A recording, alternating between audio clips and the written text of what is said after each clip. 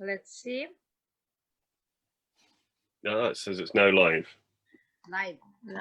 Are we live on Facebook? It says it is on, yeah. Yeah. So I think we're live. Yes. Hello, everybody. Before starting our discussion, I'm going to read in Romanian from the diary of a bookseller that has just been published here at Pandora M Publishing House, Anansi World Fiction Collection, coordinated by Bogdan Alexandru Stănescu, whom the stories god Anansi sent on Romanian territories. So, I'm going to read what Shaun Bythell wrote in 13 of October. 2014. 2014, exactly. Luni 13 octombrie. Comenzi online 4. Cărți găsite 2. Azi a lucrat Flo. Când coboram scările cu 2 cești de ceai la 11, am dat la propriu peste domnul Deacon și am pătat cămașa cu ceai fierbinte. Nu a părut să-l deranjeze deloc și mi-a arătat alte câteva pete pe care îi le făcuse cămășii la micul dejun din aceeași dimineață. A întrebat dacă putem să-i comandăm Royal Passion de Kate Whittaker. M-am dus la râu după prânz și am prins un somon de 3 kg. Total încasări 352,99 lire, 27 de clienți. So, The Diary of a Bookseller by Shaun Bythell, translated in Romania by Mihaela Buruiană. We are Oana Doboși&Raluca Selejan from at 2 Hours Independent Bookshop in Timișoara, Romania, la două bufnițe, and we're very, very happy to be here today with you and with our special guest, Shaun Bythell. Hello, Shaun. Hello. From the bookshop in Wigtown, Scotland, the largest second-hand bookshop in Scotland, and the author of The Diary of a Bookseller, Jurnal de librar, Confessions of a Bookseller, and Shaun, maybe you have the third book? I do, which is 7 Kinds of People You Find in Bookshops, which isn't even out in the UK yet, so it comes out on the 5th of November. Great. And we hope to learn how to shot and wall mount a Kindle here in our independent bookshop in Timișoara. So today it was a wet, rainy, miserable day here in Timișoara. As miserable as I was today, so it was a very bad day for Raluca. Yeah, but now it's totally amazing. And we had how many customers? 21 customers and 2,000 pounds. Yes. Today. Okay, great. Wow. Yeah, so it was quite okay day for us. And Shaun, how was your day today in the bookshop? Well, Debbie's, who works in the shop, is still adding up the total for the day, so I don't know yet, but it was busy. So, and it was, weather wasn't great, but it wasn't too bad. So I suspect we probably took about £400 or £500, and we probably had about 30 or 40 customers. So my average sale is a lot lower than yours, because my books are all like £2, £3. So yeah. Maybe, and our books, yeah, because we only have a small section New of books. secondhand books in the bookshop. Yeah. Yeah. So today, if you really want to know what I was doing, I spent the morning, I've got a kind of warehouse where I pack my random books, and you'll have the same problem all booksellers do, is you end up with lots of cardboard. So old boxes and things, they just pile up and up and up. So today I was ripping them apart. It's very glamorous, the life of a bookseller, and standing on them. And then I took them down to, there's a business about 2 miles away where they turn them into bedding for animals, pets and things. So that was how I spent most of the day. Oh, it seems a pretty good day in the life of a bookseller. Yeah, it's all like that. Everybody thinks you sit there, you're chatting to people and selling books. Yeah, it's amazing. But you just spend your day lifting heavy boxes, dealing. The other thing I did this afternoon was I had a delivery of logs for the fire. So I've been shifting them into the log shed as well. So That's why we all have bad backs. Yes. What do you think of this romantic image of a bookseller that reads all day, meets interesting and fascinating people and authors each day, and has all the time in the world, which he spends smiling and dreaming and reading and writing? Do you think it's good to keep this image alive for the readers and for the customers, or it's better to be honest, as you are in your books also, and crush that dream? Definitely crush the dream. I think you've got to be honest, especially if you're keeping a diary, because what people really want, I think, from a diary is honesty. They want to know what it's really like. And I mean, I wish I'd read a book like mine before I bought my shop, because I probably wouldn't have bought it. But it's the reality is you don't sit there reading. Sometimes you do. You get days when you can, and sometimes you do get interesting customers, and sometimes you just get rude customers. So it's a very mixed life in terms of what you do every day. But for me, which is, I don't know if you guys do it in your shop, but for me the most interesting thing is when somebody telephones and says, "Can you come to my house? And my mother's died or grandmother's died or whatever, and I need to sell all the books." So you're getting a real insight into people's lives. You're seeing what their homes are like. You're seeing what their book collections are like, and that for me is the best bit. Yes, it's true. We did this, but not so often, because we don't. Our second-hand section, our second-hand book section is smaller than yours, and Sorry, carry on. You anticipated our second question. Maybe not everyone who's watching us read your book. So can you tell us, how did you get to buy a bookshop? How you took this decision? It was an impulse, or it was something you've always wanted? Yeah, I made a decision when I left university that I didn't really want to have a proper career, which with hindsight was a really bad decision. So I got to the age of 30 and I was just doing really, really crap jobs, whereas all my friends were earning lots of money and buying houses and cars and things, and I was living on nothing. So I was visiting my parents in Wigtown, where the shop is, at Christmas one year, and I came up to the shop to visit the owner, and he asked me what I was doing, and I said, "Oh, my life's gone a bit wrong." And he said, "Well, I'm about to retire, so why don't you buy my shop?" To which I said, "Well, I haven't got any money. I've been having a really good time for 10 years, but I haven't saved anything." And he said, "Just go to the bank and they'll lend you the money." And he was right. So it had never been an ambition, but funnily enough, it was just an opportunity, and I thought, I've got to do this. What could be the worst that happens? And I'm really glad I did it. It was the best decision I ever made, I think.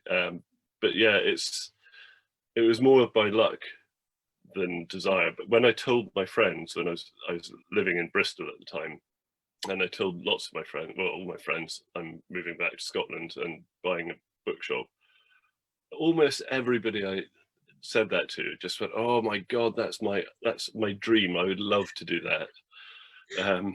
I didn't realize how many people, I suppose if you're a really enthusiastic reader, then the idea of just being surrounded by books all day, I mean, look, it's beautiful, and your shop looks beautiful too. So it's kind of, it does. And also whenever books come in, if I'm buying, if I see something that looks interesting, I just grab it and read it. So tough luck, customers. Yeah. Speaking about customers, as a booksellers, do you think that at the center of our business are the customers or the books? That's really difficult. I think without the customers, the books have no meaning, no value, nothing. Unless somebody reads a book, it doesn't really matter if someone's written it and bothered publishing it. It does really depend on on the customers, and financially, if nothing else, because it's, you know, it's all very well having a shop full of books, but if you don't have any customers, it's just a library rather than a bookshop. Yeah. But yeah, I think, I hate to say it, but yeah, customers are very important. Yeah. But you hate to say this. I hate to say it because customers are also very, very annoying. They ask really stupid questions. They complain about prices. But then that having said that, that's like a very small percentage of them. Most of them are great, but the ones that complain are really, they kind of ruin your day. But that's changed slightly actually since I started writing. So I used to, whenever the door opened and I'd hear the bell ring and I say, oh God, here comes a customer.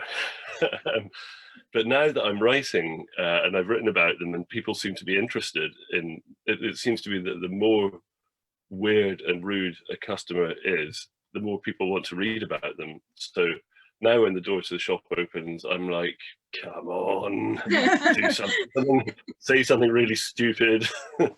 That's really exactly. It gives me something to write about. If everyone was just nice and polite, it would be a bit boring. Well, actually, that was the other question. You really anticipate our questions. Oh God, sorry. No, that's amazing. That's really great. Why do you think this happens? This thing happens, that they are so interested in this comments, in these questions. Why? Because you started this Facebook page of your shop, and because you wanted to be different than other bookshops that had really plain content. And it really growed, and there are a lot of people coming and being afraid. Some of them maybe are afraid to say something in your bookshop because they might end up on your page or in a book. So why do you think this fascination? Well, every customer who's read the book, who comes to the shop, says, I'm not going to say anything stupid because I know you'll just put it on Facebook or in a book, which I do. But I think the interesting thing is, I think why the reason people like it is because it's almost like, I think of it as like holding a mirror up to humanity, and just, I try not to judge, although lots of people who've given me negative reviews have said that I'm really judgmental and complain. I don't complain, I observe, and I don't judge. I just say what's happened without any kind of judgment whatsoever. People can make their own judgments on that, that's fine, but I don't, because I think it's unfair. But yeah, I think people are just fascinated by human behavior, and a bookshop is a kind of unique environment where, first of all, you see what people are interested in because of what they buy, and then you see, like, you do see types, and I think that's why my publisher, UK publisher, asked me to write that, because there are general, although everyone's different, there are kind of general patterns of behavior where you can, you probably don't get people trying to argue about the price with you, because if you're selling new books, the price is the price. Still happening, even though we sell new books, because here in Romania, the publisher sets the price, and we don't have a net book agreement, and you can find them, even though they are new, you can find them cheaper on the online giants, and they still don't have Amazon, but we have something quite similar called Elephant. Yeah, I think it's we're getting to a point where I think, and this is a bit more serious, if people want bookshops, if bookshops have especially bookshops that sell new books have any chance of survival, then they've got to level the playing field and say, right, the price is 20 euros or whatever. That's what the publisher's decided. That's what it is. Everybody has to sell it for that, whether you're an online giant or a small bookshop. It just makes things more fair. And the problem with Amazon is it's an economy of scale. So the bigger it gets, the more it can crush publishers and say, right, we want the books cheaper and cheaper and cheaper, and it puts publishers out of business. It means that writers don't get paid very much. And the only people it benefits are really, in the short term, the consumer, but in the long term, even the consumer will lose out if publishers keep going bust and bookshops keep closing. So I think for me, bookshops are sort of about sort of cultural intelligence. You know, I think they're places where you will find things that you didn't know existed. You'll meet people. They're just really interesting environments. Take that away, and all you've got is clicking a mouse on Amazon, and that's it. Exactly. Yeah. So you wrote this diary for a year, with daily details about your clients, orders, income, and it's actually a book about a lot of things, about the process of running a bookshop, about the people you've met and the relationship you formed along the way, about your life since you bought the bookshop in 2001. Is there something you would have done different in running it these 19 years? No, I don't think so. And I'm sure that sounds really arrogant, but what I've done is... It doesn't. When I bought the shop, the shelving was really, really cheap and nasty, and the walls were sort of crumbling, and it looked a bit like the place was falling down. So the first thing I did really was to reshelve it all, and it just made it look better, and paint everything, and take up the cheap carpets and put nice flooring down. So I think in terms of when people come into the shop, people never used to stop and say, wow, but now everybody who comes in stops and says, wow. So, and I know it's a cliche, but creating a sort of experience for customers. Yeah. You know, if you have well, it is cold actually, I have to admit, but if you have a cold, ugly shop, no one's going to want to come back, no matter how good your stock is. But if you create a nice environment and are always trying to improve your stock, then hopefully you'll always have customers. Yeah, I think in terms of doing things differently, I think maybe one thing I would have changed actually is selling on Amazon, and I wish I'd never started it, and I don't do it anymore. I closed my Amazon account 2 years ago. Great news. I don't sell anything online at the moment, except through my own website, and I'm planning on expanding that, because I think there is a move away from the online giants. I think people realize that they don't pay tax, they treat their employees really badly, you know, just crushing the high street. And if that's what you want, then fine, support Amazon. But if you don't want that, then avoid Amazon, and obviously the Romanian equivalent of Amazon. Yeah. Well, your book is described, and it is, as hilarious. Is humor something you intended, or it's something that just happened, or is just a coping mechanism for the real daily life of a bookseller? That's a very good question, and it's one that I don't think I've been asked before. And I think it's I never intended it to be funny, because every day, you know, I didn't sit down and write the whole book in one go, because my memory's so bad. Every day, as things happened in the shop, if I was in the shop, I would just be on the computer and had an open Word document, and I would just type things up as they happened. And it was only when I gave the manuscript to my friend Rob, who was visiting for a while, and said, would you mind reading this? And I watched him reading it, and he started laughing. I thought, what the hell are you laughing about? It's not funny. But I suppose it's, the humor is in what you choose to write about. It's what you observe. You know, if I just wrote about somebody buying an Agatha Christie paperback for £1 and nothing else happened, it'd be pretty boring. But it's, I suppose it's the rudeness. I think the humor comes in part from people being shocked by the way some customers can behave. But yeah, no, I never set out to be humorous. I never set out to be serious. I didn't really know what I was doing actually when I was writing it. So thank goodness I have a really good agent and a really good editor who managed to steer me in the right direction. Yep. Yes. What's an absolute horrible day for a bookseller?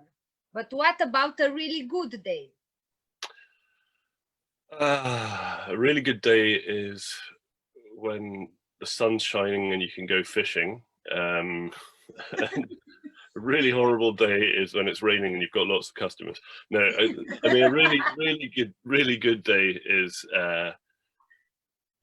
It always helps if you have, at the end of the day you've made a good bit of money. But I suppose a good day for me is if I'm in the shop,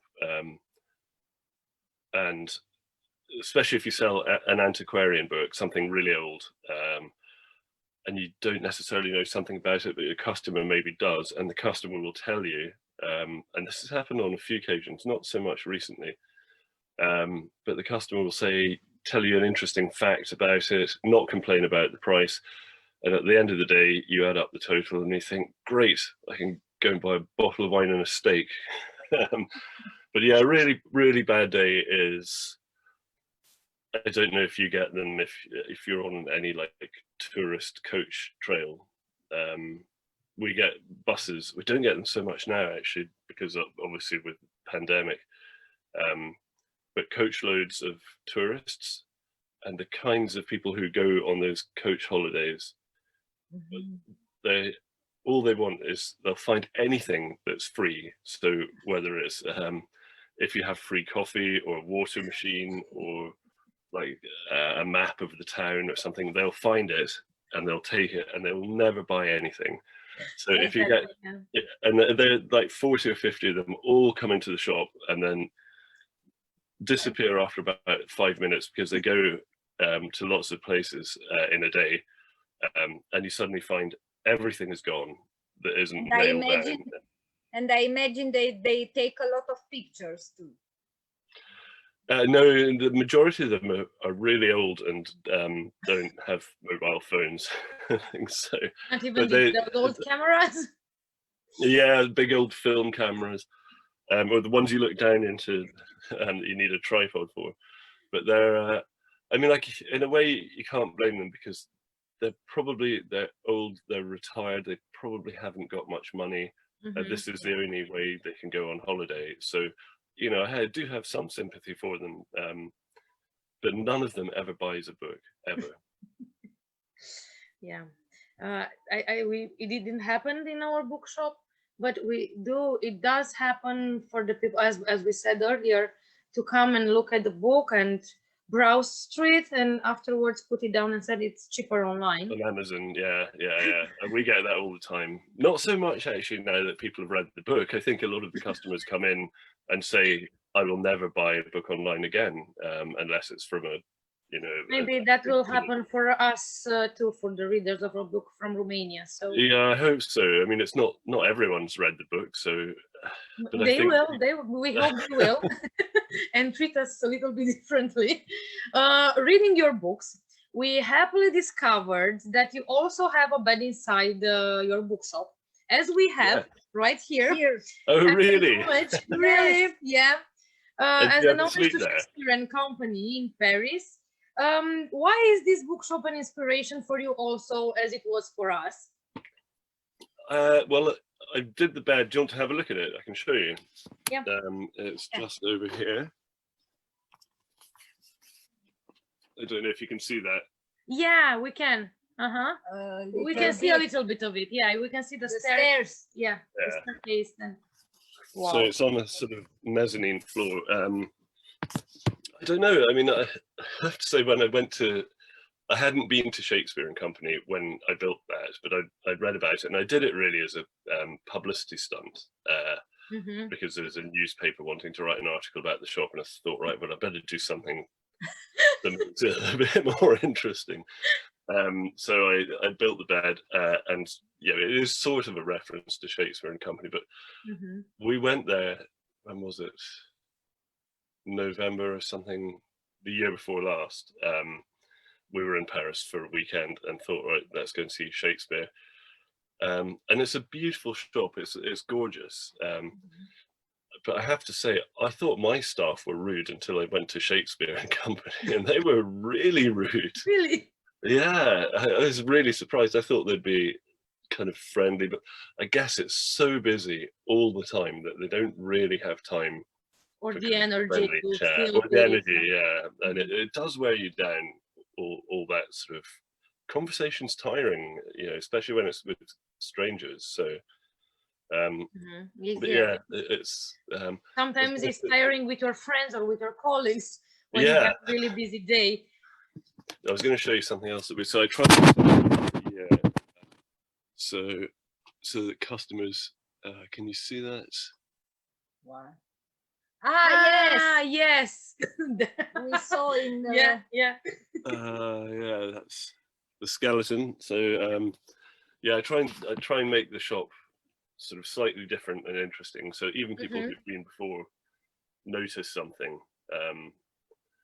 But the most photographed thing in the shop is, without question, the Kindle. The Kindle. Yeah. It's every single person who comes into the shop sees it, laughs, and takes a photograph of it. So I don't know, I haven't checked. I need to get Lena to check on Instagram and see how many photographs of it there are, because there are probably quite a few, I think. And I am curious, do you sleep often in your bookshop? Never, because I live above. No, well, Yeah, I live upstairs, so we've got 4 bedrooms, and but if I didn't, yeah, I'm sure I would end up sleeping here. It's, you know, it's a nice environment. Yeah, it is. Yeah, no, because we live upstairs, it's we're kind of living in the bookshop anyway. Yes. We don't have the luck to live upstairs our bookshop, so we sometimes sleep here. Sleep here. Yeah. It's so good. We are very tired. It means you don't have a commute or a walk to work or anything in the morning. It's great. Yeah. We also have a shower in the bookshop in one of the bathrooms. Oh, that's useful. Or when we sleep here. Yeah. You know, just have a bucket. I'll just get a bucket and a sponge for mine. But people do sleep here. Sometimes during the book festival, we have people ask if they can sleep there, and I usually say yes. So, so if it's someone I know, I always say yes. But sometimes strangers want to sleep there. So, but yeah, it's, some people don't even notice it. I'll tell you who always notices it is children. They're up those bloody ladders, like, before you can tell them not to go up the ladders. So, do you think that this kind of exposure, your books and videos and interviews and all of this is helping the business of books, which is the business of life, as George Whitman from Shakespeare and Company said, to gain more attention and more customers, to get people to talk about books and bookshop, or is just the small circle of people in the book business and maybe a few outsiders we hook on the way? I think from the number of emails and letters that I've received, everyone in the book business knows what the problems are. But if you're outside the book business, then you don't. And for a lot of people have written to me and said that they hadn't realized, first of all, how hard physically the job is, and secondly, what the sort of more profound problems of, you know, what the future holds are.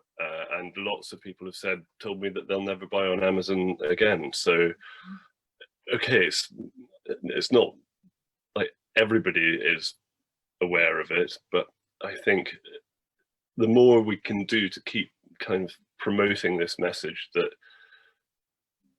it can't just be about criticizing Amazon, it's got to be about saying, you know, you've got to value us, not necessarily as booksellers, but as bookshops, and as ways in which books go from the publisher to being in the world. So the thing about the net book agreement, which I think they have something similar to it in France and Germany. They have la loi du prix unique du livre. So that's like the netbook agreement. Yes. Yeah. The unique price. Yeah. The thing about it is that it's Priced. it gives publishers a bit of security because they know that they're not going to have to sell. I mean, for me, from a writer's point of view, my royalty isn't based on the cover price of the book. It's based on whatever you or any other bookseller sells it for. So if Amazon are selling it for half price, my royalty is half what it used to be or what it ought to be. So I think a lot of writers have really felt the squeeze because of that. And I think it would benefit and it would encourage people to write as well, because at least they know they could probably make a living out of it, which is, I don't know how much money my books made in the last 2 or 3 years, but it's been enough to live on, but not enough to, buy a house or retire or even buy a nice car, actually. So, but I think those days are sadly gone, but hopefully that, there might be a way of going back to them at some point. I've forgotten what your question was now. Yeah, Yes. no, yeah, yes. Is that okay? So we are here at the poetry section in our bookshop, and we are kind of proud to have the biggest section of poetry from all the other bookshops in Romania. We are also proud and happy that our best-selling titles inside the bookshop are very different from the bookshop chains or the online sellers, because that's what makes us independent. And we wanted to ask you, what is a bestseller in the business of secondhand books, and what's happening with poetry books in your bookshop in this business? Funnily enough, today someone brought in a box of foreign language poetry books, so there's bound to be something Romanian in there, but I don't know where. Oh, I do know where they are. They're behind me out here. For me, my best-selling subject is trains, railways. Yeah. But I think everybody's different. So, but I know for me, I without my railway section, I'd be, it'd make a lot less money. But I'm trying to think. Well, poetry is difficult for me to sell. I don't know why. For everybody, it's difficult to sell. Yeah, modern poetry sells okay, but it has to be somebody who is kind of well enough known. The thing about poetry, I don't know if it's the same in Romania, is that certainly in the UK, almost everybody thinks they're a poet. And yes, there's also a saying like every Romanian was born a poet. Yeah, and everybody writes their little slim volume of poetry, and it's really, really easy to write bad poetry, but it's very, very difficult to write good poetry. Yes, and I think it's the same. Yeah. So that's a slight problem, because you end up with just stuff by people you've never heard of, and it's not very good. So for me, I don't know if you know the publisher Faber and Faber. We know. They do. They're almost, for me, like the benchmark of quality when it comes to poetry. If Faber have published it, it's going to be good. So if I can sell Faber poetry, I mean, they did people like Ted Hughes.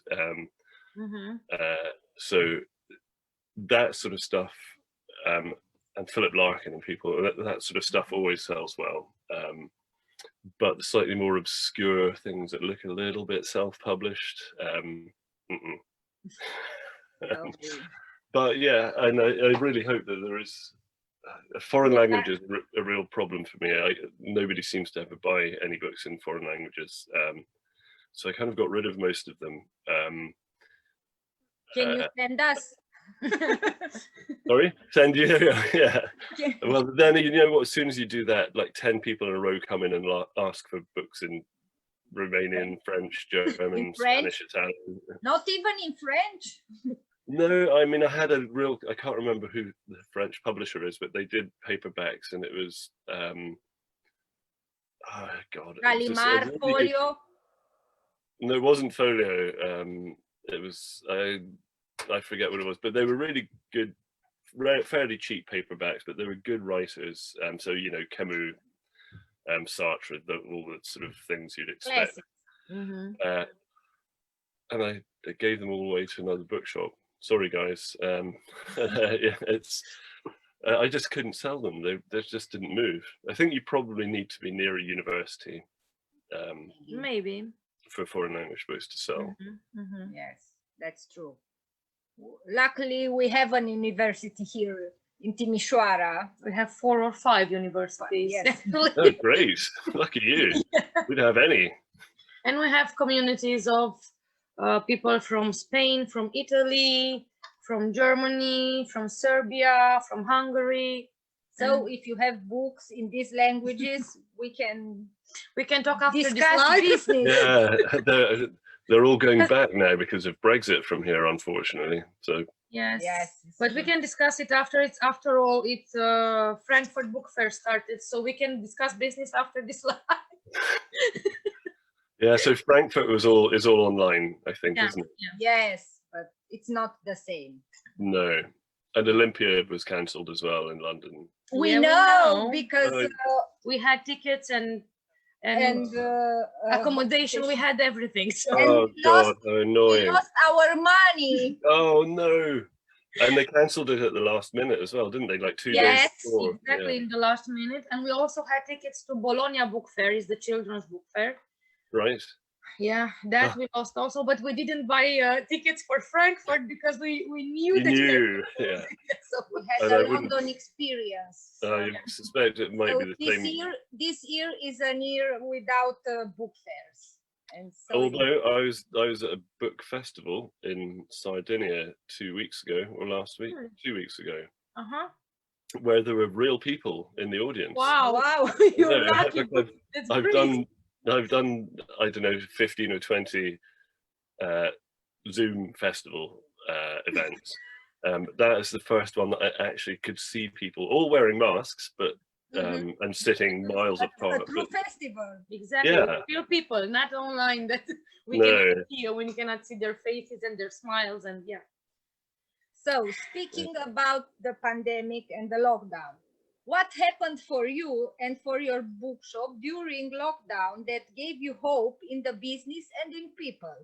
How can we defend our businesses from online giants like Amazon and from the entire online environment that now, with the pandemic and lockdowns, gained more customers and income?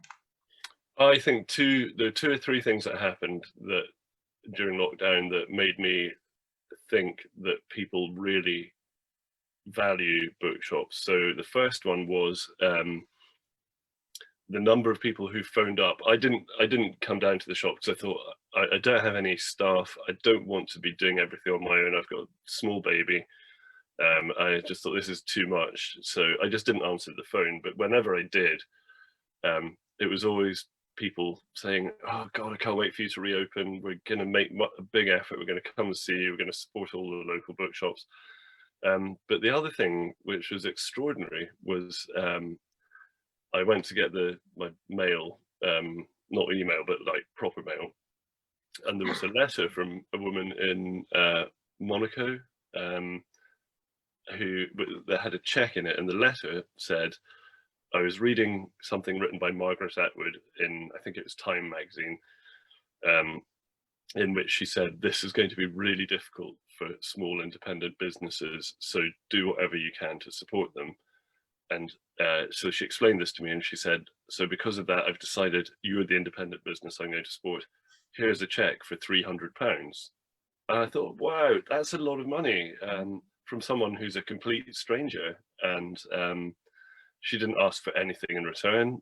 But I sent her a parcel of books, not worth £300, but yeah, she told me what she was interested in. So that was really good. And then another guy phoned up and ordered a book, which he'd found, I can't remember where he'd found it, but we had a copy, and it was like £10 or something. And as I was putting the numbers in the card machine, he said, I want you to put £20 in. I said, well, no, it's only a £10 book.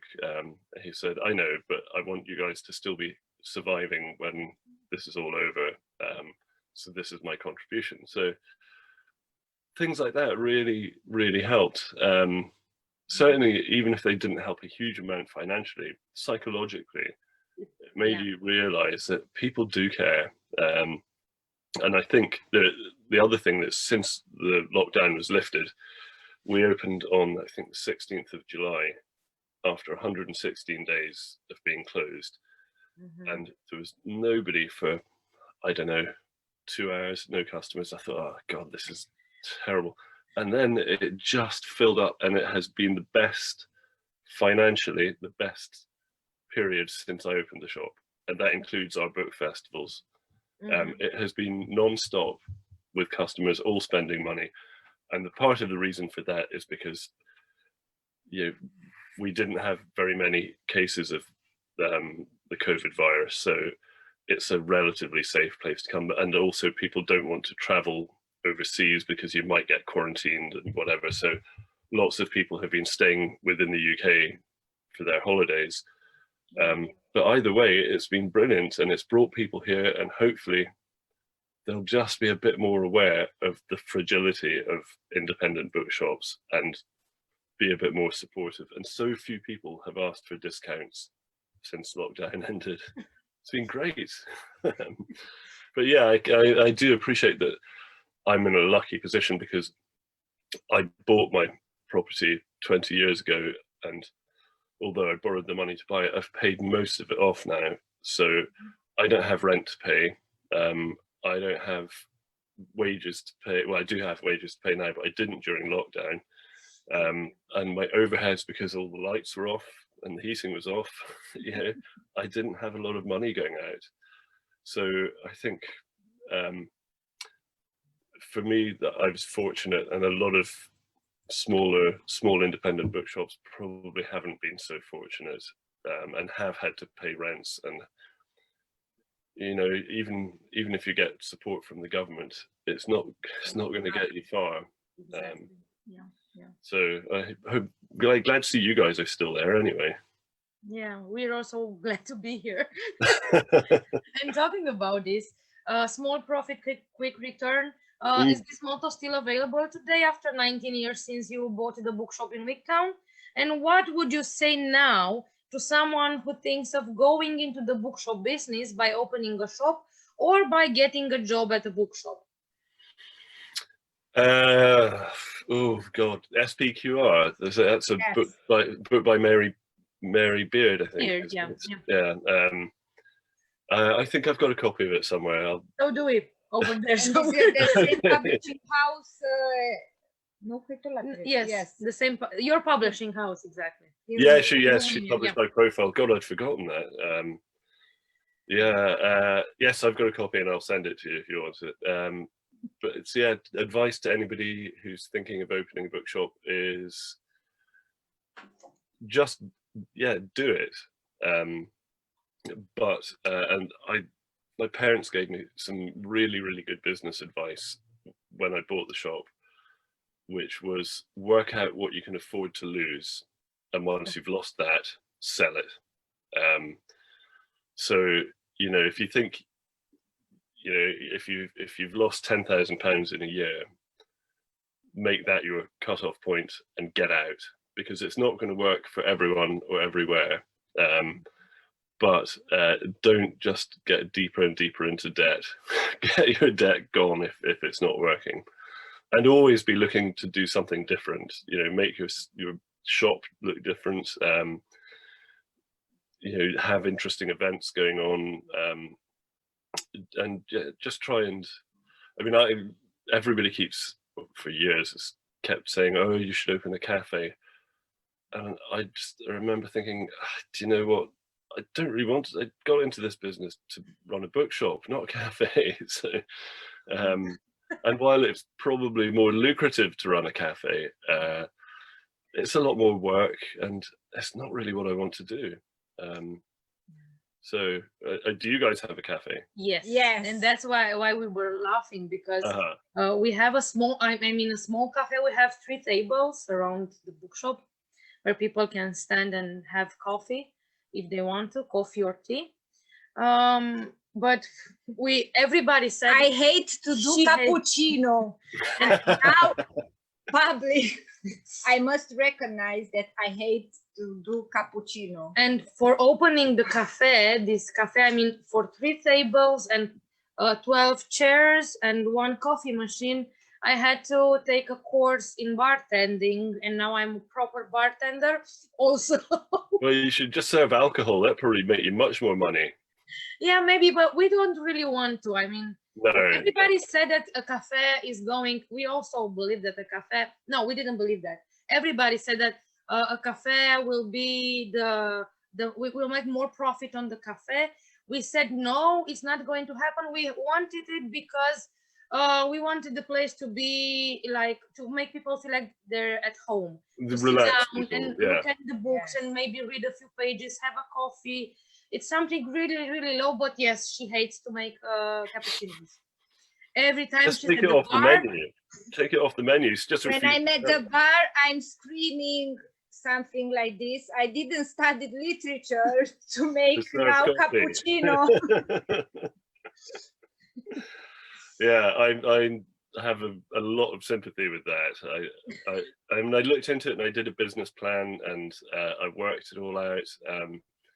But in the end, our planning regulations are so complicated that I would have had to, I mean, the house is 200 years old. I'm not really supposed to do anything to the structure of it. And then yet one department of the council saying you've got to make this room fireproof, which means ripping out all the original features and replacing them with the special material.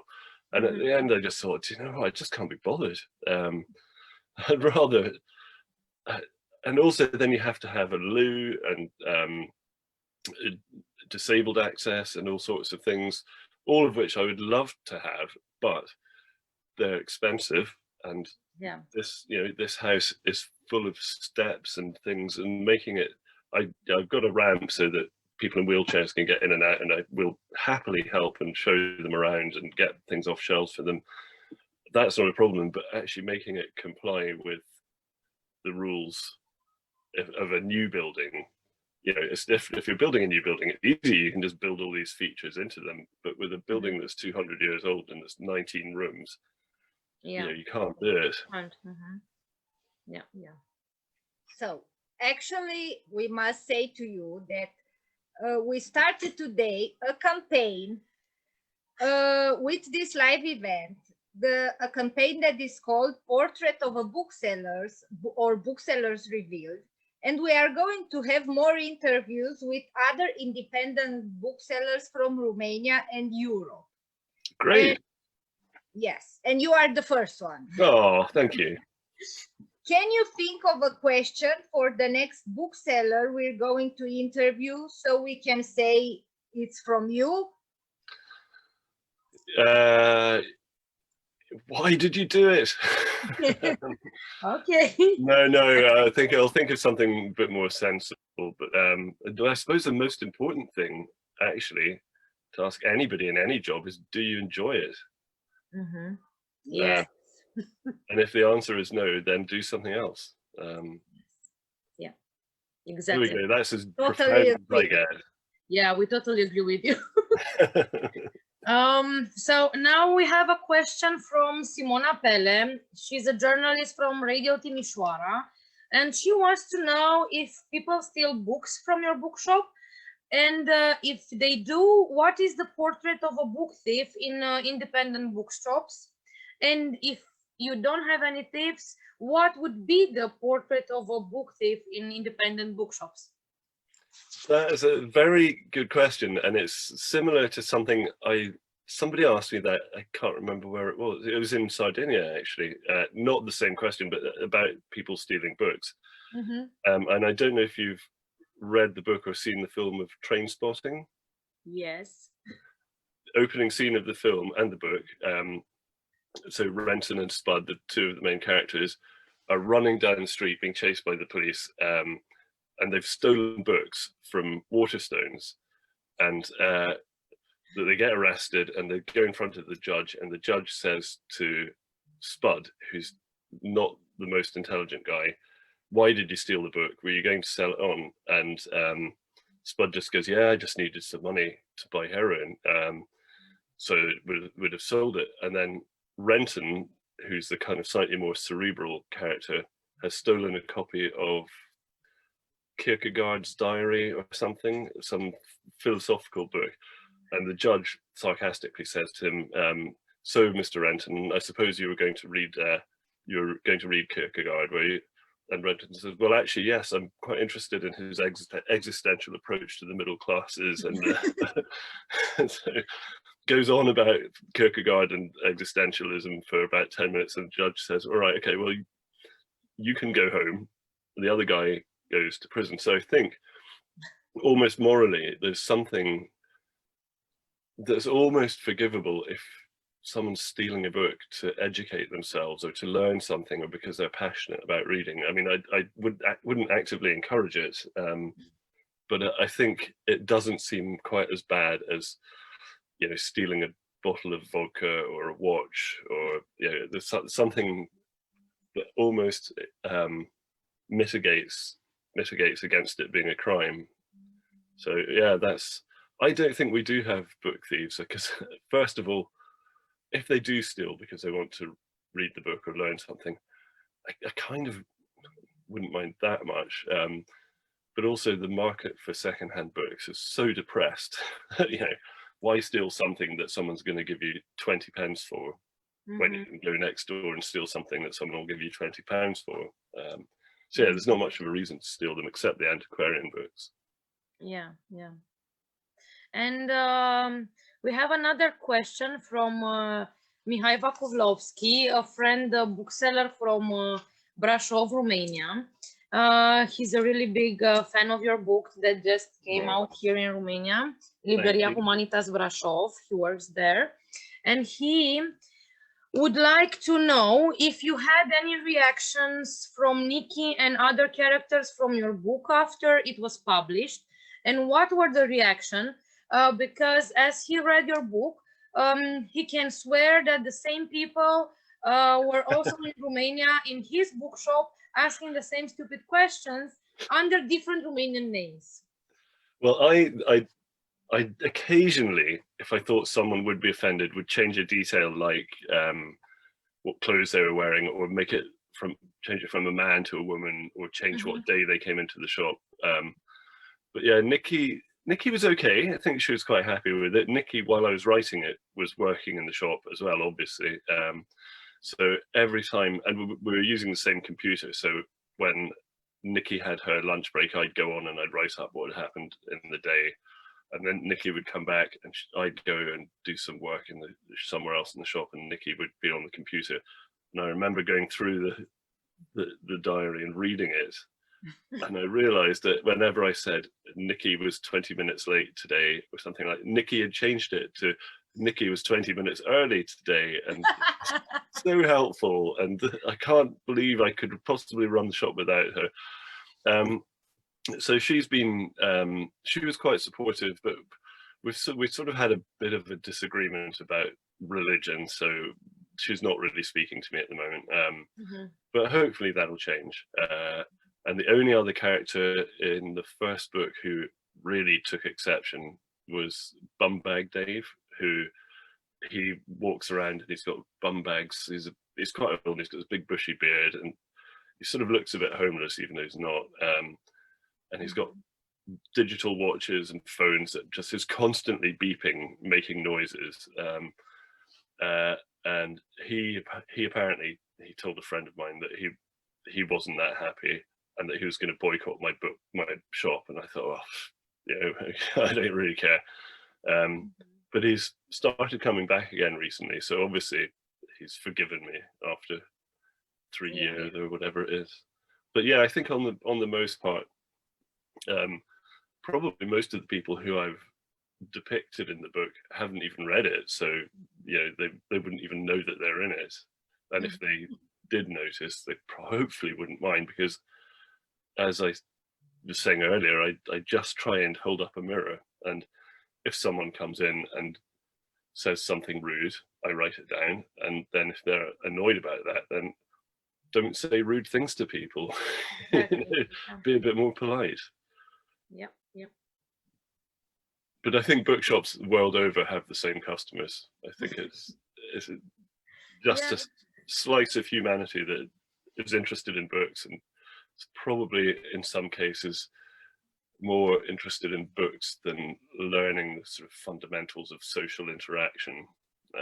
So yeah, you do get some very rude customers, as I'm sure you know. Yes, we know. We had all types of customers. And yeah, we try to manage as best as we can. That's all we can hope to do. Yes. Yeah. And to close, our last question would be at the end of the discussion, because the theme was also, is the independent bookseller a dying breed? Are we all going to disappear and be something you will see in a museum? What do you think about this? I want also to say that the French booksellers, I remember now, when the pandemic started, they had a slogan. They had the slogan: the dinosaurs disappeared, but the booksellers no. Something like this. The booksellers are still here. The books, yes. Well, in answer to the question, I think there's something I was reading about, and I wrote about it as well. When I think the future is really bright for independent booksellers, but it will depend on a lot of things, and one of them is customers just being aware of the importance. But I read something about Borders booksellers in America, and when Amazon, so Borders used to sell kind of bestsellers very, very cheaply, and they had a quite limited range. I mean, it wasn't bad, but it wouldn't be anything like as interesting as what you guys have.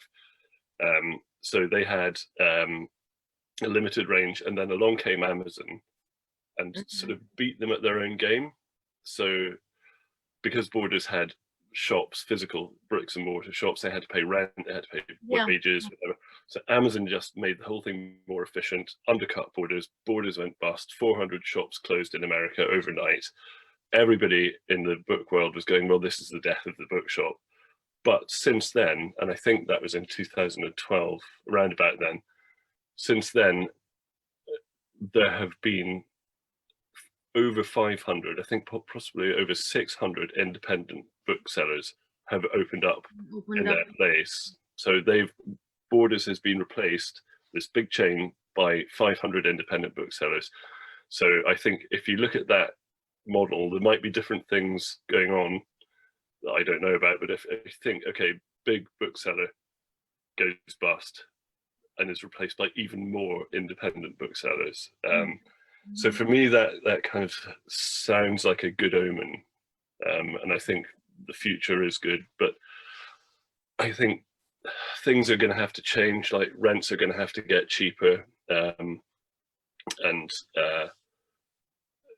for all high street retail, I think things are hard, harder than I think they've ever been, and I think people just have to stop being greedy about things like rents, because if you want your property to be rented by a second-hand bookseller, you're going to have to, or a new bookseller, you're going to have to accept that they're not going to be making a huge amount of money. Yes. But my fingers are crossed. I think we've got a good future.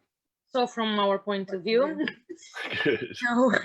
Thank you very much. Thank you very much. It's been my pleasure. Thank you.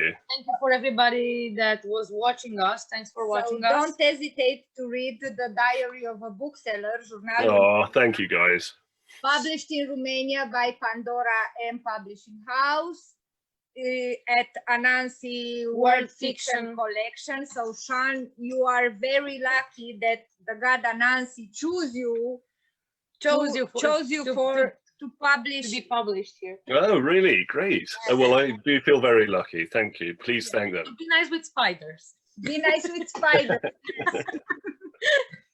And good luck. Good luck. Hope to visit you one day. Well, it'd be lovely to come. I'd love to come and visit you guys as well. So we could do a swap. Yeah, exactly. And not even have to meet each other. What happened with the bookshops? So we'll come and stay anytime. You'd be very welcome. Thank you. Thank you. Bye! Thank you. Do I leave now? Yes.